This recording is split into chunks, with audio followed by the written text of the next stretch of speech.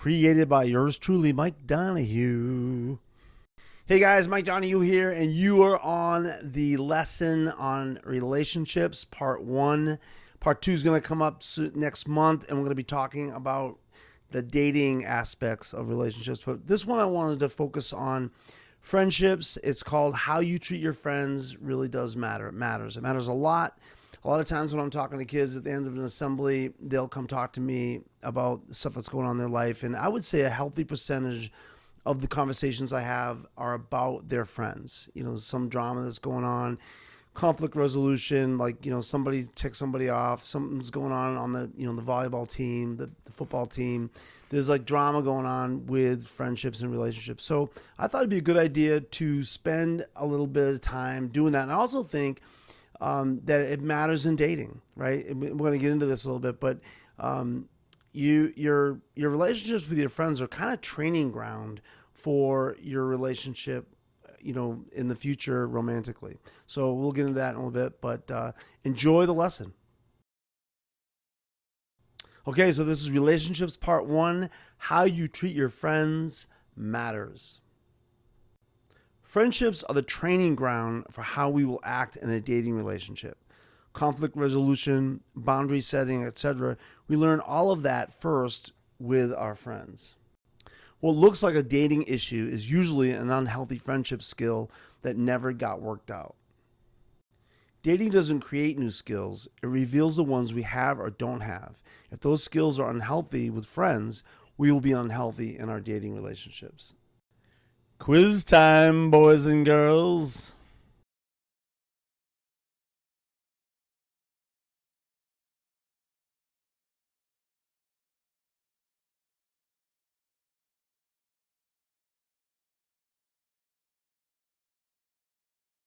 I wish they would offer a course in third grade on how to be a good friend, right? Because, you know, when you're young and you're in elementary school, that's kind of where you're learning all these different, you know, ways to navigate friendships. And by the time you're in junior high, most of the time, those friendship skills are pretty bare. Like, they're not very good. And there's a lot of jealousy, and there's guys being mean to the other guys. There's hierarchies, and there's, you know, girls being jealous and catty, and there's all these different issues that are going on in friendships, and then that carries on into your dating world, because those are the skills that you learn on, you know, how to deal with people. And if you've learned really bad skills, or you haven't learned any skills, that's going to translate. It does. You don't automatically become a good dating partner just because you get a girlfriend or a boyfriend. You carry what you've learned about relationships into those relationships. And so I want to break down what, for guys first, I want to talk about how we can be better friends with each other and what being a guy friend is like. I'm fortunate. I have a lot of really good guy friends, and we're able to be guys together. I play hockey with some of them. We do guy stuff, whatever. We talk about guy things and all that kind of stuff. But we also know how to like treat each other, and we know how to be sensitive to what's going on in each other's lives. And so I want to kind of break that down on what masculinity really looks like from my point of view. Yeah, so let's talk about the fellas. How a guy treats his guy friends becomes how he treats a girlfriend when he's frustrated. Boys learn masculinity from other boys. If masculinity equals dominance, emotional shutdown, or ridicule, dating becomes controlling, dismissive, or emotionally unsafe. I think that's so true. I have talked to so many girls at the end of an assembly that are dating some guy, and they'll talk about his anger, or talk about how he's dismissive, or, you know, when they get into a situation, or argument, or whatever, it gets, you know, it can get violent sometimes, or very aggressive. And to me, that like automatically triggers in my head, that goes back to how he is with his friends, right? If that masculinity comes out as aggressive and mean, and, you know, with his friends, that's going to translate to his dating relationship, because he doesn't know how to read the room, right? To be emotionally intelligent, so he's, you know, able to deal with some of the nuances of relationships. You can't just bully your way into getting your way. You know, a lot of times that's what comes down to is a guy wants his way, or he wants to be listened to, wants to be respected. And so instead of navigating that with a little bit of sensitivity, it's like he just gets mean and demanding about it. And that, again, translates from friendship to a dating relationship. So my question for the guys in the room that are watching this is, what does strong look like to you? What does masculinity look like to you, right? What's been modeled for you? In my opinion, unhealthy strength is explosive and reactive, really angry, right? It comes off as strength, but it's really not strength. It's just kind of out of control. Unhealthy strength, I think, exploits weaknesses. So it's like you see a weakness, and instead of protecting that weakness, you exploit it. It's like you look for an opening. You need to win every time, right? Win every interaction you have. That's unhealthy strength, because that's not reality. You're not going to win everything, right? So if you have to win, that's kind of, to me, that's a weakness. And then, people who always make others feel small, I don't think that's a strength either. I think that that's unhealthy strength. I think there's a lot of confusion about what men's strength is, right? Like toxic masculinity gets talked about a lot, and what does it look like to be toxic, in your masculinity, and there's been this pendulum swing of if you to be a man and be sensitive to girls or whatever, your friends, then you have to be this way, and I don't.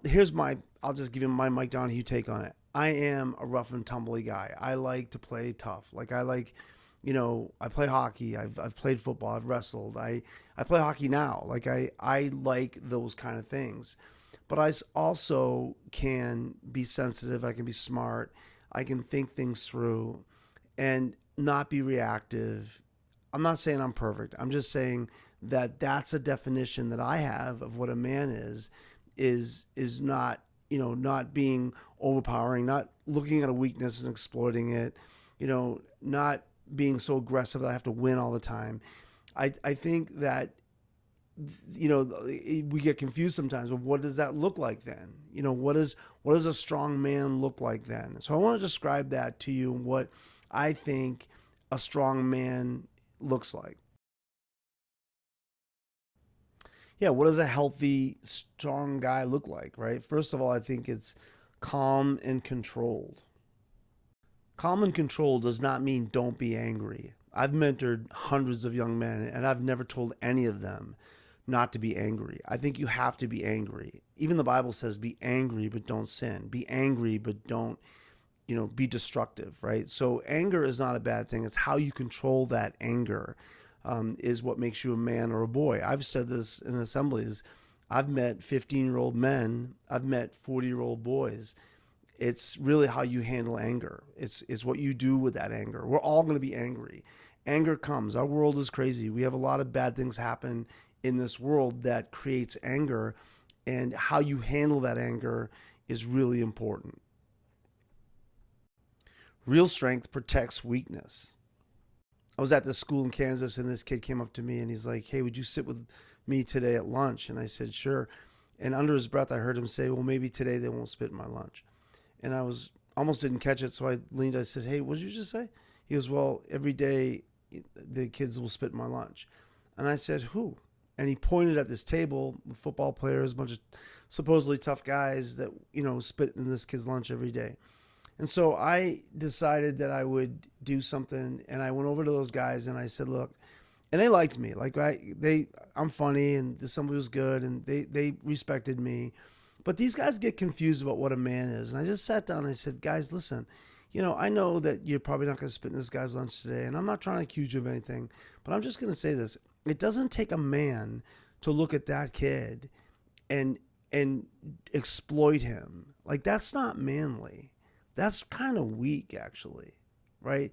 What would be really manly is if one of you would get up and stand in front of the kid's lunch when some clown goes over to spit in it and goes, 'Hey, don't spit in his lunch today.' Like that would be manly. That would be like being like a guy to me. Like that takes guts, right?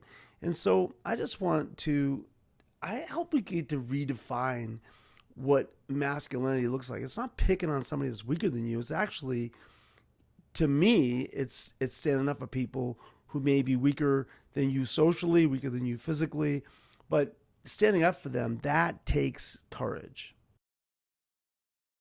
And the last part of this healthy strength is being secure in who you are and making room for others. If you need to put someone down to feel strong, you're not strong. You're weak pretending to be strong.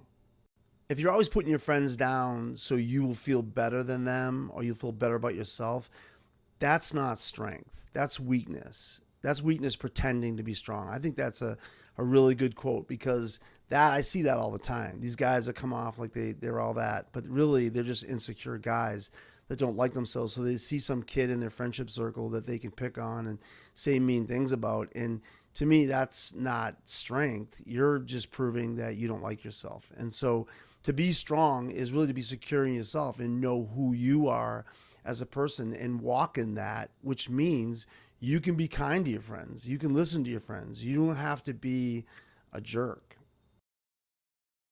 This could be like what a healthy guy friendship looks like, right? Calling out disrespect calmly, not piling on when someone else messes up, letting your friends have bad days, protecting people who are being targeted. Yeah, I think real men call out disrespect, right? When they see it happening in their friendship circles, they'll call it out and say, hey, stop doing that, right? I had a kid come to me one time and he said, he goes, I make fun of myself before my friends do. Like he was a little heavier and he's like, I call myself fat so my friends won't start it. Because if they start it, then they'll won't stop. They'll just keep going. So he goes, if I start it, I can stop it. And that's just sad to me that one of his friends doesn't stand up and say, hey, stop doing that, right? Like, don't make fun of him because that probably bothers him, right? Just thinking like a human, right? We don't have to be feminine. It's just thinking human. Like that probably would bother him because it would probably bother you too. So that's a good rule of thumb. If it's going to bother you, it's probably going to bother them. So, be one of those guys that stands up and says, hey, let's not do that, right? Yeah, I think getting in the habit of saying things when you get into that situation where friends are being toxic and mean to each other, that you have kind of a script in your head that you can go to, like, that's not necessary, or, chill, don't do that, don't go there, we're not doing that today, whatever, that's my guy, back off. Real men don't need to embarrass people to prove anything. Yeah, if your friendships are like that, where when you all get together, it just seems like a pecking order, like you're all going at each other all the time to one up each other, that's not really good communication. It's not good friendship, right? It's like, it's not safe. And so I would, maybe be the one in the relationship that's like, hey, you know what, let's stop doing this. Or, create a new boundary that says, we're going to be real friends. We're going to be able to talk to each other. We don't have to be feminine to like be kind to each other, right? Like I just think that's weird when it's always mean. Okay, so to wrap this part up, real masculinity is self-respect without defensiveness, strength without cruelty, and confidence that doesn't need everyone's approval. When you know your value, you don't have to prove it by acting like a jerk. You live it out by being honest, grounded, and secure in who you are.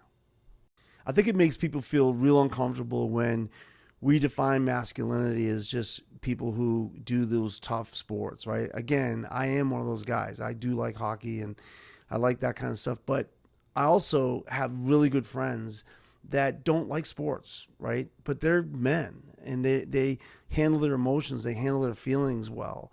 And I would consider them men. And I think we have to, in a school, not just put everybody in that box and go, if you're into these sports, then you're a real man. Sometimes you're a real man if you play chess. I play chess. I actually really do. And I think you can do both. I think you can, like music and like poetry and read books and be intellectual and still be masculine. And I think we need to respect that. It's quiz time again.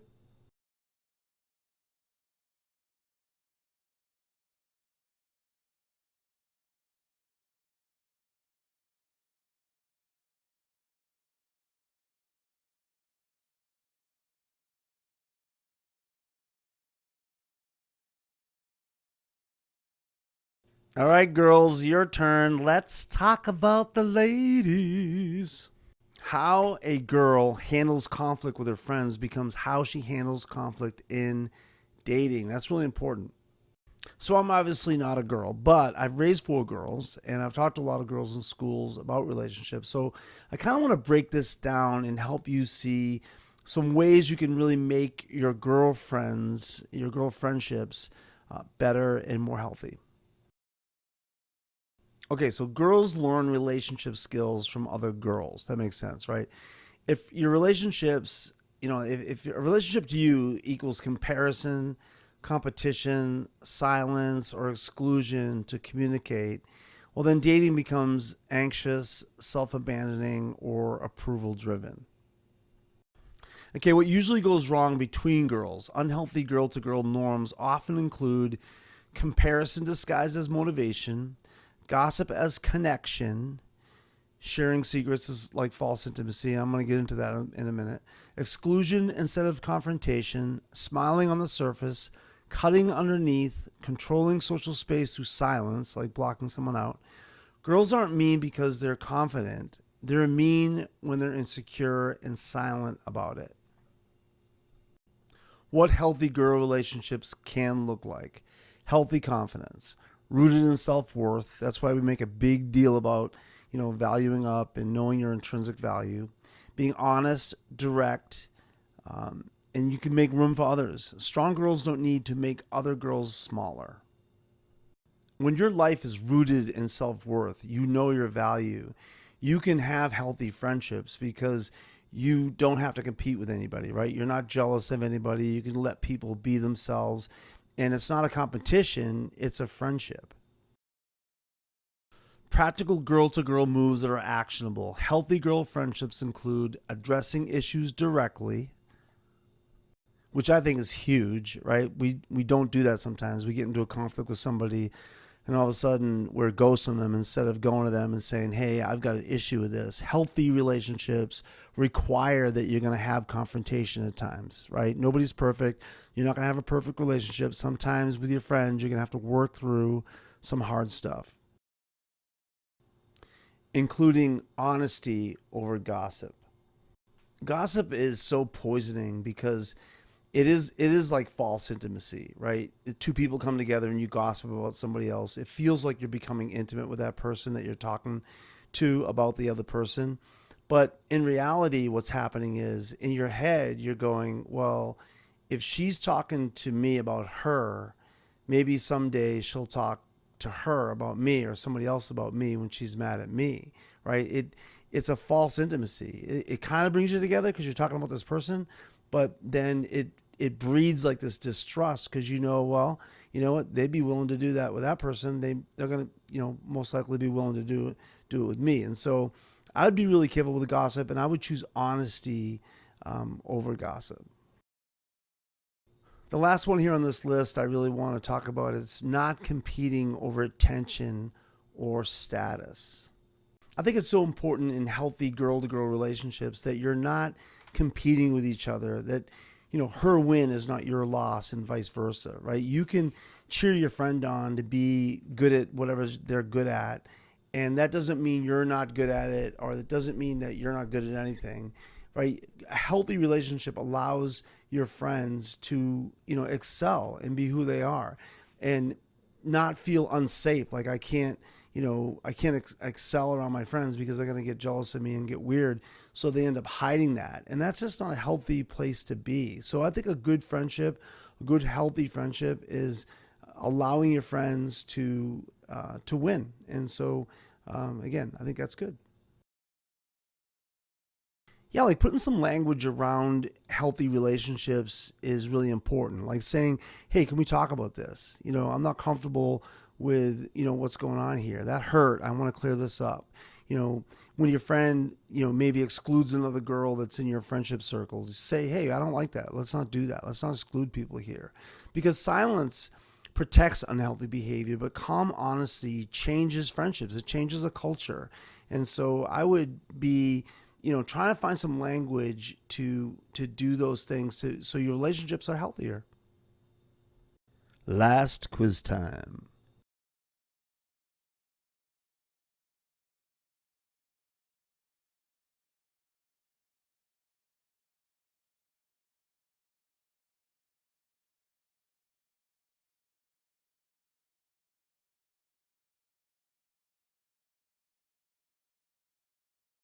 let's face it, whether you're a guy or a girl, relationships are hard, right? They're hard because you're dealing with people and you're dealing with emotions and feelings and growth, and you don't know who you are yet, and all these things are happening all at the same time. But I think it's important that you have a plan.